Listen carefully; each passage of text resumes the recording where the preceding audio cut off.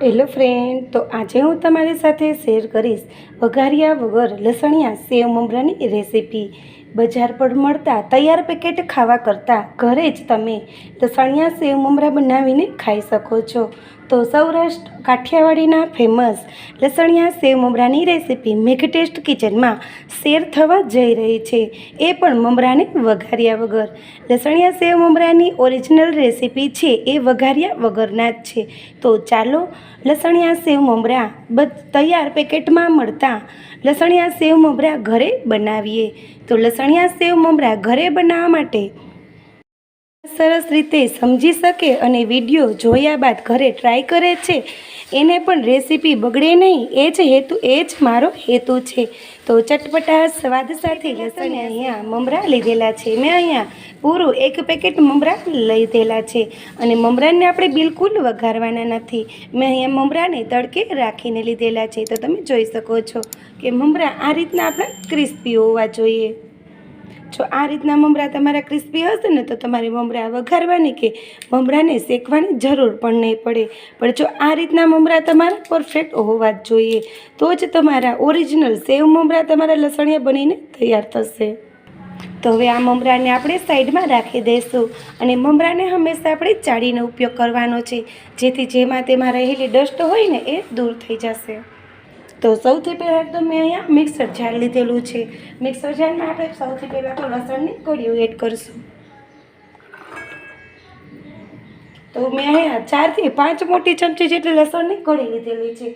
જો લસણની કળી ઓછી થાય તો પણ વાંધો નહીં અને વધી જાય તો પણ કાંઈ વાંધો નથી। અને 2 ચમચી જેટલું આપણે તીખું મરચું એડ કરીશું અને 2 ચમચી જેટલું આપણે લાલ કાશ્મીરી મરચું પાવડર એડ કરીશું, જે ખાવામાં મોડું હોય છે અને એનો કલર ખૂબ સરસ એવો આવે છે, તે આપણે એડ કરીશું।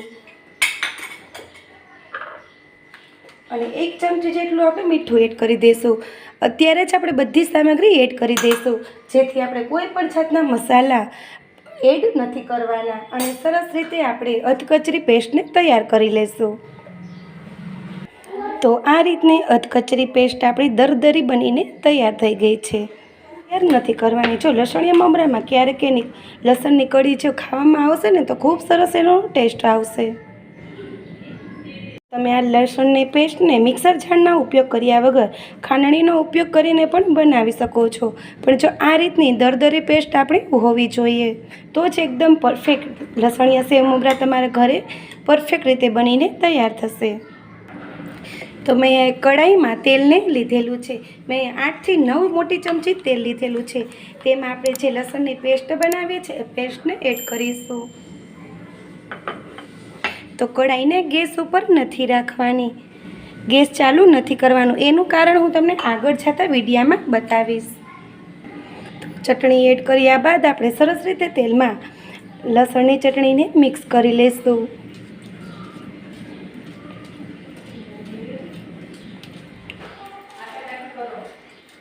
તો સરસ રીતે તેલમાં લસણની ચટણી આપણી સરસ રીતે મિક્સ થઈ ગઈ છે। તો ચાલો હવે આગળની પ્રોસેસ ચાલુ કરી દઈએ। તો હવે મેં અહીંયા પેનને ગેસ ઉપર ચડાવી લીધી છે અને મીડિયમ ટુ લો ગેસ ઉપર આપણે આ ચટણીને સરસ રીતે હલાવીશું। સતત હલાવતા રહેવાનું છે, જેથી પેનના તળિયે બેસે નહીં અને હલકો એવો લસણનો ટેસ્ટ જતો રહે ને ત્યાં સુધી આપણે આ લસણવાળી ચટણીને પકાવવાની છે। તો મેં તમને આગળ બતાવેલું કે પેનને ગેસ ઉપર નથી રાખવાનું, એનું કારણ છે તેલ ગરમ હશે અને ચટણી એડ કરશું ને તો ચટણી તમારી બળી જશે અને લસણિયા સેવ મમરાનો ટેસ્ટ સારો નહીં આવે। તો લસણનું કાચાપણું જતું રહે ને ત્યાં સુધી આપણે મીડિયમ ટુ લો ગેસ ઉપર સતત હલાવતા રહીશું। જો રેસીપી પસંદ આવે તો લાઈક કરજો, કોમેન્ટ કરજો અને સબસ્ક્રાઈબ કરી ઘંટીને દબાવજો। તો આ રીતે એકદમ સરસ જે તેલ આપણે એડ કરેલું છે ને એ પણ છૂટું થવા લાગ્યું છે। હવે 1 મિનિટ માટે આ રીતના આપણે સતત હલાવીશું, ત્યારબાદ ગેસની ફ્લેમને બંધ કરી દઈશું।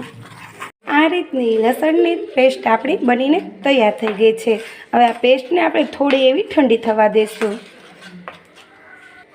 તો તો મેં અહીંયા મમરા લીધેલા છે. મમરામાં આપણે 1 કપ જેટલી સેવ એડ કરીશું. આ સેવની રેસીપી મેં મારા આગળના વિડીયોમાં બતાવેલી છે. તો સરસ રીતે આપણે સેવ અને મમરાને મિક્સ કરી લઈશું. તમે ઈચ્છો તો ઝીણી સેવ પણ એડ કરી શકો છો, પણ તૈયાર પેકેટમાં લીધેલા સેવ એમાં હંમેશા આ રીતની જ જોવા મળે છે.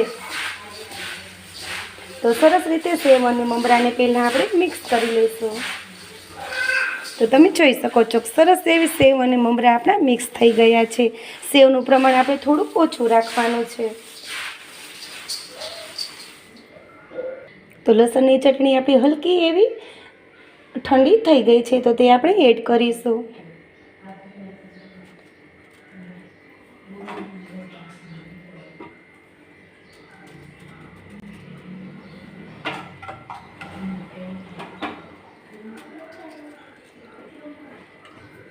અને સરસ રીતે આ રીતે આપણે મિક્સ કરતા જશું.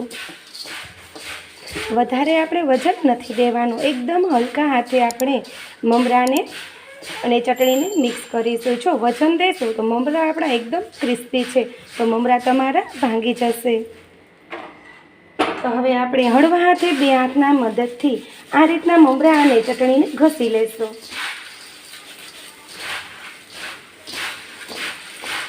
જેમ જેમ મમરા આ રીતના ઘસાતા જશે ને તેમ એક જ સરખા મમરા તમારા લસણિયા બનીને તૈયાર થઈ જશે.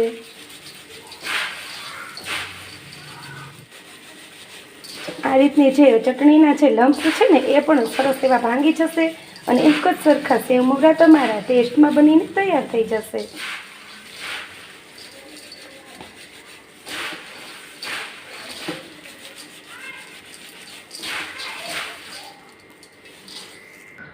તો માર્કેટના લસણિયા મમરાને પણ ટક્કર મારે તેવા ઘરે લસણિયા સરસ રીતે સમજી શકે અને વિડીયો જોયા બાદ ઘરે ટ્રાય કરે છે, એને પણ રેસીપી બગડે નહીં, એ જ મારો હેતુ છે.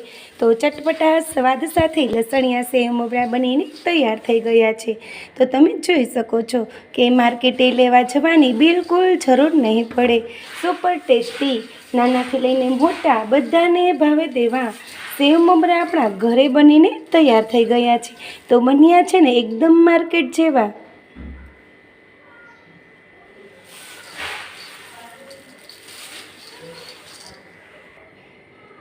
તો સૌરાષ્ટ્ર કાઠિયાવાડીના પ્રખ્યાત ઘરે લસણિયા સેવ મમરા આપણા બનીને તૈયાર થઈ ગયા છે. તો ફરી મળીશું એક આવી જ નવી રેસીપી સાથે. Thank you friend. જય શ્રી કૃષ્ણ.